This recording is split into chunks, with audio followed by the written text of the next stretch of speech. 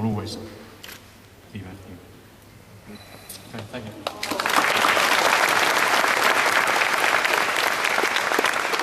Well, thanks, let me start by saying what a fantastic day it's been so far. I'm sure everyone will agree. The venue is fantastic. Phong looks absolutely stunning. And Ming's managed to arrange the best weather we've had in a year. So it's quite a special day so far. Paul and I are both extremely privileged to be Ming's best men and have had an opportunity to share a lot of experiences with him over the many years we've known him.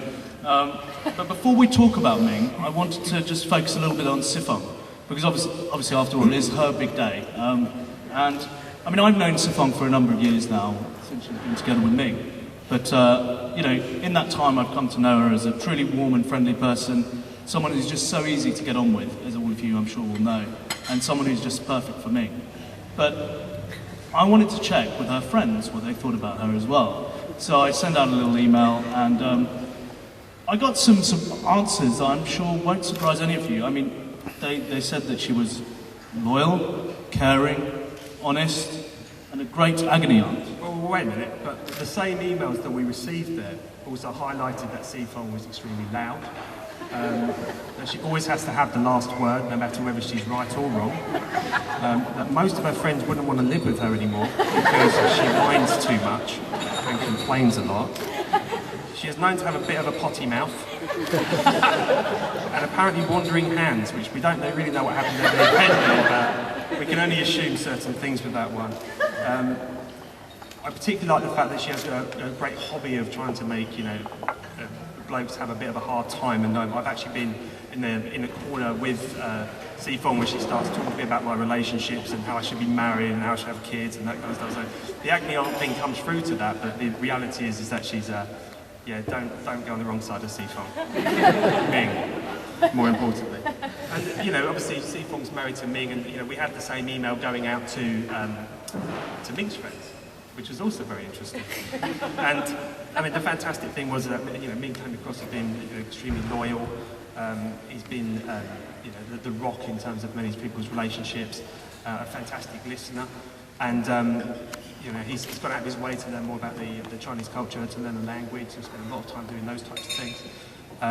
He did quite a lot. He's done a heck of a lot of charity work, particularly charity work which allows him to go riding around the country, which he'd be doing anyway. But at least we get to support that with our funds, which is nice. We saw him be very emotional today, so you know, you know from Ming that he's acting. Really? Okay. So we know how proud he is to be marrying with Phong, and you know, it's been a fantastic day for that.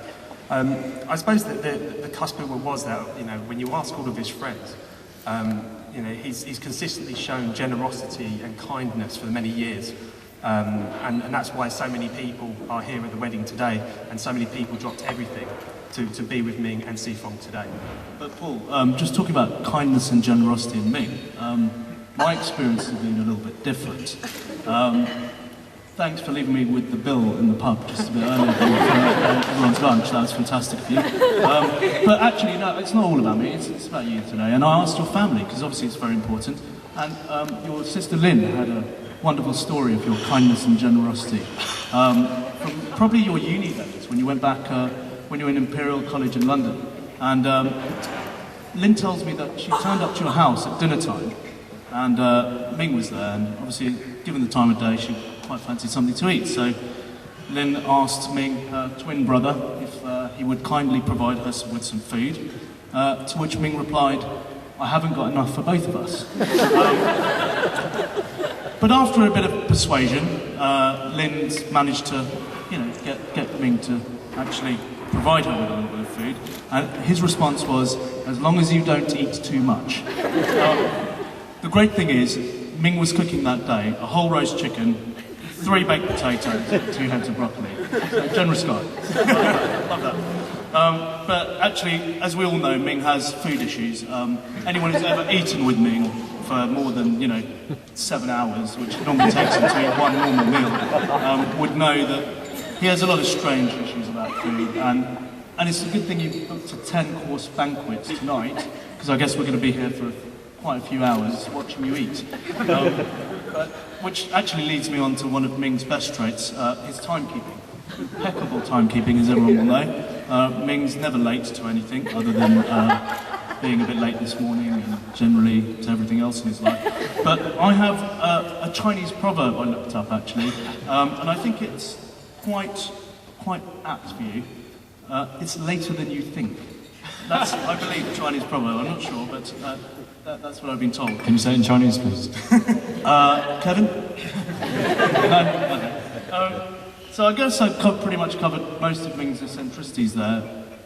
Although, your hobbies. I think anyone who knows Ming knows he has some very odd hobbies.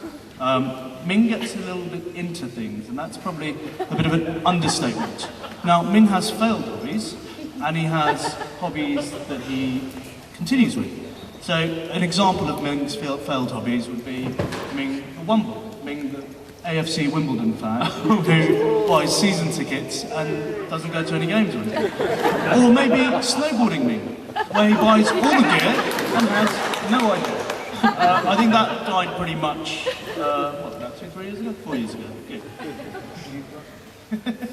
But, yeah, I mean, you know, he has had some successful hobbies as well, such as Ming the fashionista. I mean, you know, this fine young gentleman before us today was not always dressed as fine as he is today. Let me tell you something. When I met Ming, 16 years of age, it was a grunge Ming phase. Undercut, DM boots, combat trousers, lumberjack shirt, teed off with a leather jacket. That was Ming's look. And he liked it so much that he decided not to change from those clothes for 6 weeks on at a time. But Lynn, reliably, again, I'm going back to Lynn because it's a great source of information there. Lynn tells me that his logic for not changing his clothing was that he showered every day, so his clothes weren't getting any dirtier.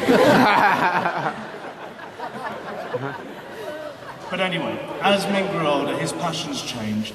And I created a bit of a monster. Ming obviously mentioned the wristwatch, which I think is a very touching sentiment from Mr. Chu at the back there. And I'm a bit of a horologist myself, but Ming has taken it to whole new levels.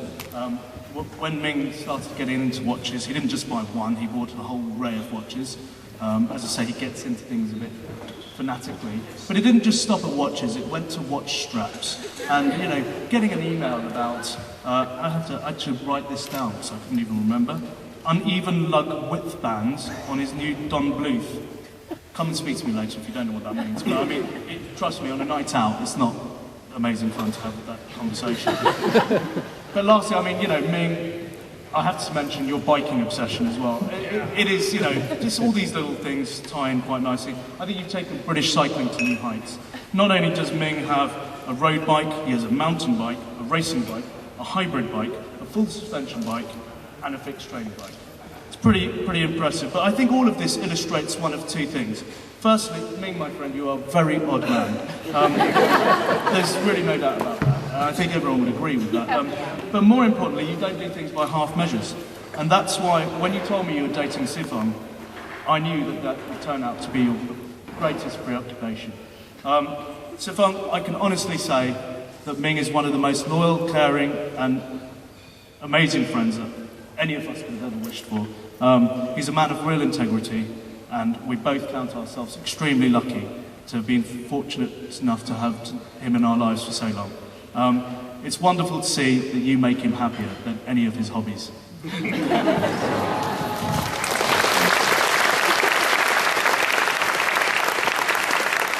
think it's also pretty important to mention the organised chaos. So basically, I don't know if you guys have seen the spreadsheet. The spreadsheet, and Holly, how you managed to keep this whole thing together, it's amazing. But the spreadsheet, which has got multi-facets, multi-tenets, multi-colours, the conference calls that everybody involved in this has had to be involved in, has been amazing. So he's done really well with this. He's managed to keep the whole thing running on the spreadsheet thing. That's the organisation piece. The chaos piece is, you know, how many brothers did you have for the wedding? 8. You sure? 9. Are you sure? How could you get that number wrong?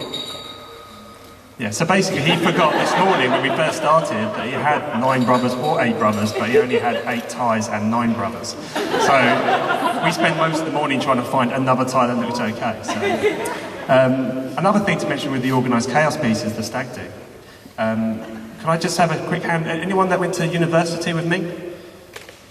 Yeah. Okay, cool, great. So I was going to get an email sent through to me from everybody that he wants to be at the stag do. And he, on the way back from the stag, he was really disappointed that you guys couldn't attend. You won't be surprised that, unfortunately, he didn't send the email addresses. But you know, don't take it personally, because he did want you there, honestly. The organised chaos always goes into the next level, which is also the poor sense of direction. Again, forms part of the same thing. So we were all on the bus on the stag, heading through where Ming thought we were going, which is Wales. And he was, yeah, I recognise this place, I've been here before, definitely. We were driving through Somerset, we weren't even in the same country. And he still didn't know, and he's got sat nav on his phone, he should be able to find out where he's going. So the sense of direction is key part of this. So the organised chaos thing transcends itself into the wonderful travelling experiences that Phong, I imagine, was subjected to be honest, but I'm sure you can paint a cleverer picture. I do remember a couple of personal experiences of travelling with you both in China. The first one being where I would arrange to meet you in the middle of China when I flew in from Hong Kong, and you were meeting me at a certain time, 2 hours beforehand, so that I would have someone to meet in China, because I don't speak Mandarin, and I didn't really know where we were staying. So I arrived at the airport, and unfortunately, Ming or Phong, I'm not sure what happened, but you must have missed your flight, because you didn't arrive until the next day. So I was just in China going... I seem to remember going to a Chinese restaurant and ordering a whole chicken, because I thought they might have it already cooked, but I just ordered the whole chicken. Also, the good one was going to Tiger Leaping Gorge as well, which was particularly good. So China's quite busy. Most of the tourist destinations you go to are extremely busy with a lot of people. We managed to find one that had hardly any people there at all. Probably because for the last year it had been completely capitulated by landslides. The road was completely blocked. We had to change vehicle 5 times just to get to where we were supposed to be going. And we also found out that we'd invalidated any travel insurance that we had by being somewhere that you're just not allowed to go to. Hence why it was so relaxing and quiet, actually. I can't really go on about the China experience without mentioning Yangshuo, which is obviously a very beautiful place that we enjoyed going to together. And Ming and Phong introducing me to the Chinese foot massage, which is...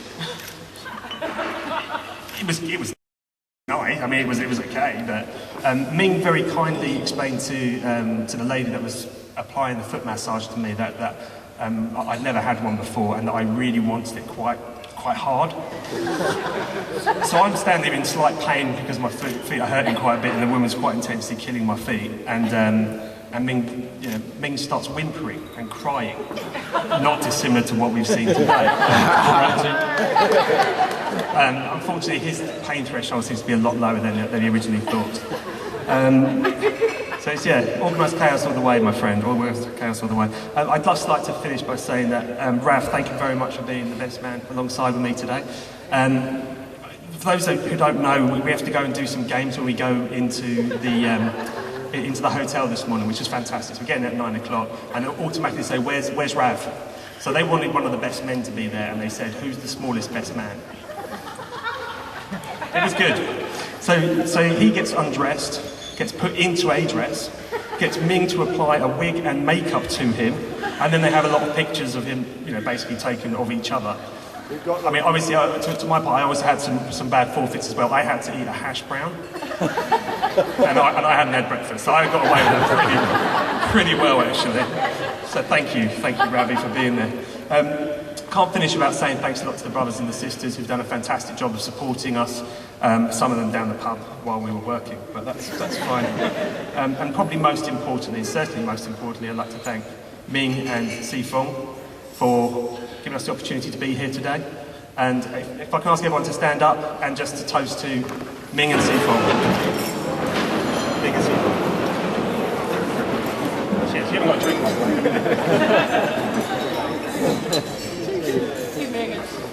Thank you.